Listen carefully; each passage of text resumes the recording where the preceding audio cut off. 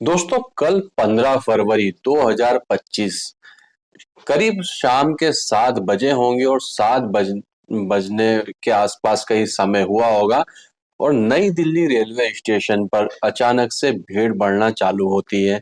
इतनी ज्यादा भीड़ बढ़ जाती है कि वहां पर काम कर रहे हैं कूली जो पिछले 46 साल से वहां पर काम कर रहे हैं, वो खुद आपस में बात कर रहे होते हैं कि आखिर आज ऐसा क्या हुआ यहाँ पर कि मैंने पिछले 46 साल में इतनी भीड़ इस रेलवे स्टेशन पर एक साथ में नहीं देखी है।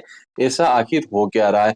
वो लोग आपस में बात कर रहे होते हैं उसी तरीके से जो आपने देखा होगा रेलवे स्टेशन पर वेंडर होते हैं। वेंडर मीन्स जो दुकानों पर सामान बेच रहे होते हैं या अपना जो रेलवे स्टेशन पर कुछ भी प्रोडक्ट सेल कर रहे होते हैं, तो वो लोग भी आपस में बात करते हैं कि हम जब से इस रेलवे स्टेशन पर आए, जब से अभी तक हमने इस रेलवे स्टेशन पर कभी इतनी एक साथ भीड़ नहीं देखी है। वैसे वैसे वो लोग बात करते हैं और बात करते करते टाइम भी बीतता जाता है। 7 से बजते हैं 8, 8 से बजते हैं 9।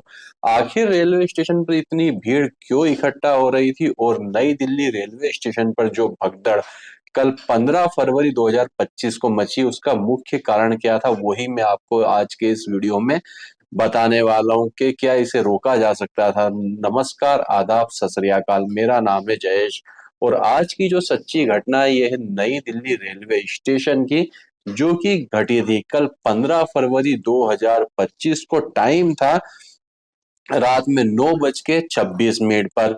आपको पता होगा उत्तर प्रदेश के प्रयागराज में अभी महाकुंभ का आयोजन चल रहा है, जहां पर काफी जोरों शोरों से प्रचार किया जा रहा है कि 144 साल के बाद में ऐसा अमृत स्नान आया है और अगर आपने इसे खो दिया तो दोबारा से जो अमृत स्नान आएगा इस 144 साल बाद ऐसा मौका मिलने वाला है। इस तरीके से आपने देखा होगा कई जगह पर महाकुंभ का प्रचार हो रहा है।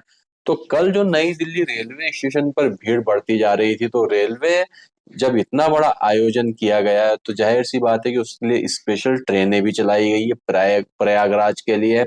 तो प्रयागराज के लिए जो स्पेशल ट्रेनें चलाई जा रही है, जिसका कि नाम था फर्स्ट का स्वतंत्रता सेनानी एक्सप्रेस और दूसरी थी भुवनेश्वर राजधानी एक्सप्रेस, दोनों अपनी समय सीमा से काफी देरी से चल रही थी। तो उसमें क्या हो रहा था, जिन ट्रेनों को एक समय पर जिस समय पर नई दिल्ली रेलवे स्टेशन आना था, तो वो पहुंच नहीं पा रही थी। जाहिर सी बात है कि जो यात्री है वो उस ट्रेन का इंतजार कर रहे थे जिससे कि वो प्रयागराज जाए और अपना जो स्नान है, जो कुंभ का स्नान है, वो कर सकें। तो अब ट्रेन समय पर नहीं पहुंच पा रही थी, एक तो छोड़िए दो ट्रेनें अपने निश्चित समय से काफी देरी से चल रही थी। तो जाहिर सी बात है उन दोनों ट्रेनों में बैठने वाले यात्री, जब वो ट्रेन नहीं आई है तो वो भी अपना जो इंतजार कर रहे थे वो रेलवे स्टेशन पर ही इंतजार कर रहे थे कि अगली कोई ट्रेन आए तो उससे हम प्रयागराज जाएं और अपना जो स्नान है, कुंभ का स्नान है, वो करें।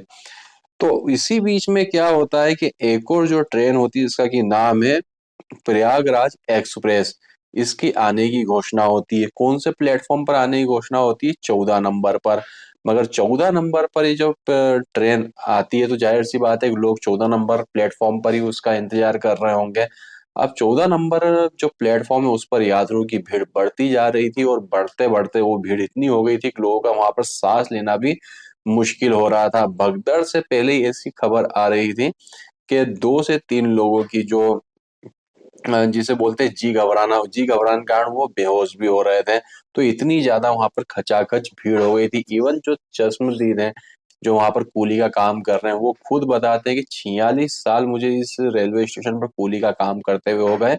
मैंने अपने 46 साल में एक साथ एक ही जगह पर इस रेलवे स्टेशन पर इतनी भीड़ नहीं देखी है जितनी की आज यहाँ पर भीड़ थी। तो 14 नंबर प्लेटफॉर्म पर जो पिछली दो बची हुई ट्रेनों में जो लोग यात्रा करने वाले थे वो सवारी और साथ में जो ट्रेन है जो उस समय आने वाली थी प्रयागराज एक्सप्रेस, उसके यात्री मतलब टोटल 3 ट्रेनों के यात्री 14 नंबर प्लेटफॉर्म पर इंतजार कर रहे होते हैं।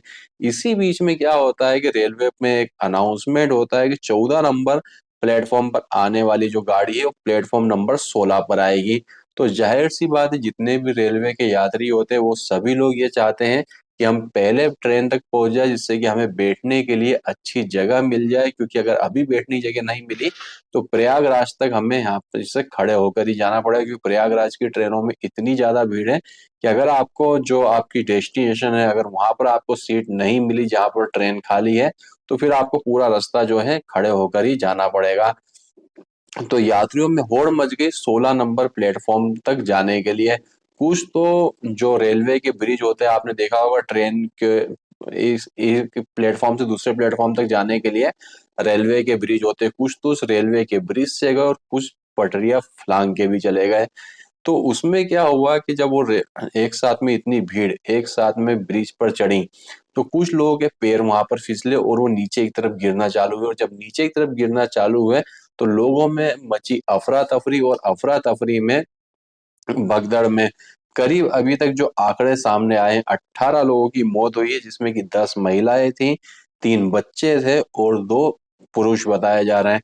और जो आंकड़े सामने आएंगे वो मैं आपको अगले वीडियो में बता दूंगा। तो यहाँ पर जो महाकुंभ स्पेशल की जो ट्रेनें थी जो देरी से चल रही थी, उसकी भीड़ होने के कारण जो लास्ट में एक अनाउंसमेंट हुआ कि प्लेटफॉर्म नंबर 14 पर आने वाली ट्रेन प्लेटफॉर्म नंबर 16 पर आएगी, तो पूरी भीड़ जो है प्लेटफॉर्म नंबर 16 की तरफ भागने लगी। सब लोग तितर बितर हो गए और एक के ऊपर एक गिरना चालू हुए, और जो लोग नीचे गिरे वो बड़ी मुश्किल से ऊपर उठे, और जो नहीं उठ पाए उनकी इस हादसे में क्या हालत हुई आप खुद समझ सकते हो, और कई लोग इसमें घायल भी हो गए। तो अभी तक तो यही इस न्यूज में अपडेट आया है कि भगदड़ का मुख्य कारण यही था। इसमें अब जो भी आगे अपडेट आएगा मैं नेक्स्ट वीडियो में इसके लिए आपके लिए कवर करूंगा। तो दोस्तों इस घटना को सुनाने का मकसद, बताने का मकसद आपको परेशान करना नहीं था, आपकी भावनाओं को ठेस पहुंचाना नहीं था, सिर्फ आपको जागरूक करना था। तो दोस्तों अभी के हमारे इस वीडियो में बस इतना ही था। वीडियो देखने के लिए आपका धन्यवाद। भगवान करे आपका दिन शुभ हो।